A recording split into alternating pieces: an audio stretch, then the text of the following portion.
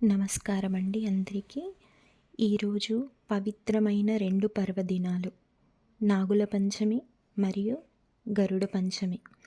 ఈరోజు చేసే నాగపూజ వల్ల జాతకంలోని సర్పదోషాలు, అరిష్టాలు తొలగిపోతాయి. ఈ రోజున నాగస్మరణ చేయడం వల్ల నాగరాజు నుంచి రక్షణ లభిస్తుంది. మీకు దగ్గరలో ఉన్న పుట్ట దగ్గరికి వెళ్ళి పసుపు కుంకుమతో పూజ చేసి, పాలతో అభిషేకం చేసి, పువ్వులతో అర్చించి, పాలను నైవేద్యంగా పెట్టాలి.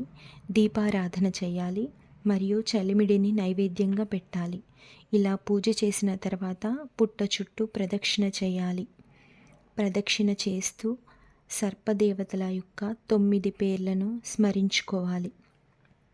అవి అనంత, వాసుకి, ఆదిశేష, పద్మనాభ, కంబల, శంఖపాల, ధార్తరాష్ట్ర, తక్షక, కాళీయ.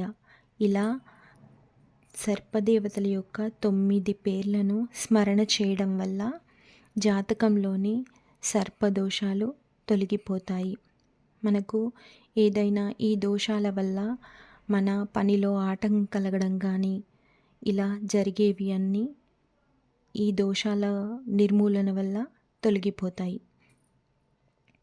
మన పనులు దిగ్విజయంగా పూర్తవుతాయి. ఇంకా ఈరోజు చేసే నాగపూజ వల్ల సంతానం లేని దంపతులకు సంతానం కలుగుతుంది. మరియు మన సంతానం యొక్క ఉన్నత విద్య కొరకు, వివాహాల కొరకు, వారి జీవితంలో మంచి జరగడం కొరకు ఈరోజు నాగపూజ చేయడం వల్ల మనకు సత్ఫలితాలు కలుగుతాయి. ఇంకా ఈరోజు నాగపంచమితో పాటు గరుడ పంచమి కూడా. గరుడ పంచమి తల్లి దాస్యాన్ని విముక్తి చేసిన శ్రావణ శుద్ధ పంచమి. సో ఆ గరుడ పంచమి రోజు కూడా ఇవ్వాలి.